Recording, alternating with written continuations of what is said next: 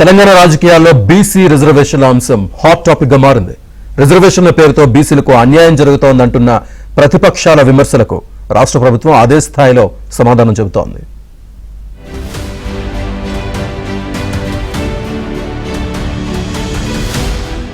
BC రిజర్వేషన్ల పెంపుపై జంతర్ మంతర్ వద్ద ధర్నా తర్వాత టీ కాంగ్రెస్ నేతలు రాష్ట్రపతి అపాయింట్మెంట్ ను కోరారు.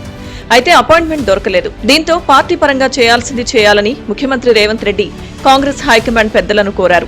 మంత్రులతో కలిసి పార్లమెంట్లో ఏఐసీసీ అధ్యక్షుడు ఖర్గేను రేవంత్ ఇతర మంత్రులు కలిశారు.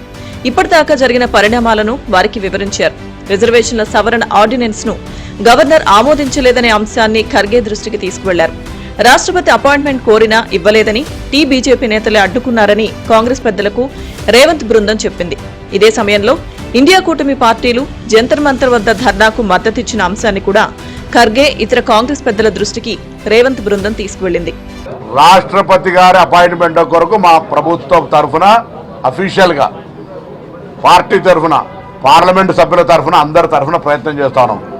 కానీ మేము అడిగిన సమయం మధ్యలో కిషన్ రెడ్డి గారు కలిసిరు, బండి సంజయ్ గారు కలిసినట్టున్నారు, దాని తర్వాత అమిత్ షా గారు కలిసినారు, ప్రధానమంత్రి గారు కలిసినారు. వాళ్ళు కలవడంలో మాకు అభ్యంతరలే, కానీ మమ్మల్ని ఎందుకు కలవకుండా అడ్డుకుంటున్నారని మేము అడుగుతున్నాం.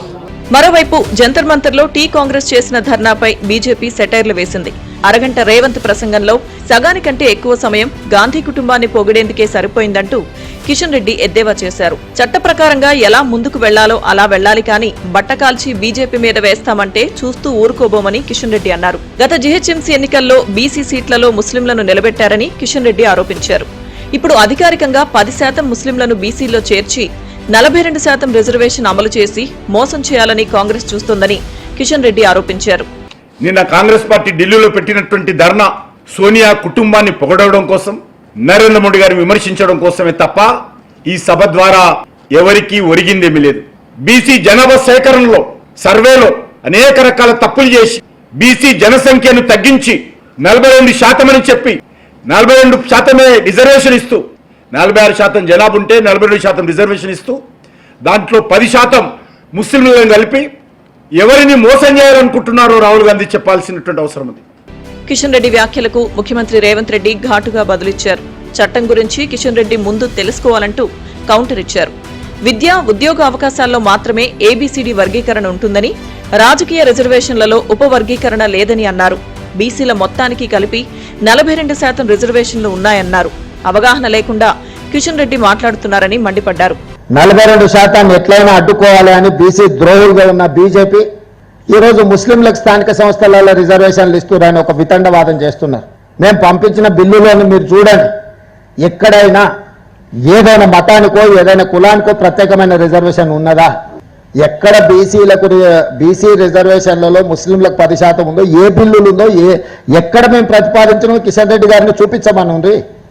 అర్థం పర్థం లేని వాదలు కేంద్ర మంత్రిగా ఉండి గల్లీలో ఎవరో లీడర్లు మాట్లాడినట్టు, గల్లీ లీడర్లు మాట్లాడినట్టు చెట్టు కింద లీడర్లాగా ఊకదంపుడు ఉపన్యాసాలు కిషన్ రెడ్డి గారు ఇవ్వడం వారికి భావ్యం కాదు. మరోవైపు శుక్రవారం కరీంనగర్లో నిర్వహించి తలపెట్టిన బీసీ గర్జనను బీఆర్ఎస్ వాయిదా వేసింది. బీసీ రిజర్వేషన్ల పేరుతో ప్రజలను టీ కాంగ్రెస్ మోసం చేస్తోందని బీఆర్ఎస్ విమర్శించింది. కేవలం రాజకీయాలే కాదు కదా, రాజకీయాల్లో 42% వాటా వస్తే మరి డెఫినెట్ గా రాజకీయ నాయకులకు లాభం అవుతుంది. కానీ బీసీ జాతికి లాభం కావాలంటే, బీసీలో ఉండే నిజంగా పేదవారికి లాభం కావాలంటే 42% కాంట్రాక్ట్లు ఇవ్వండి, 42% విద్యలో అవకాశాలు ఇవ్వండి, 42% ఉపాధిలో అవకాశాలు ఇవ్వండి. అట్లాగే 20,000 కోట్ల బడ్జెట్ మీరు చెప్పినట్టు పెట్టండి, బీసీ సబ్ ప్లాన్ పెట్టండి, అప్పుడు నమ్ముతారు మిమ్మల్ని తప్ప. మొత్తానికి బీసీ రిజర్వేషన్ల రాజకీయం తెలంగాణ రాజకీయాల్లో కాకరేపుతోంది.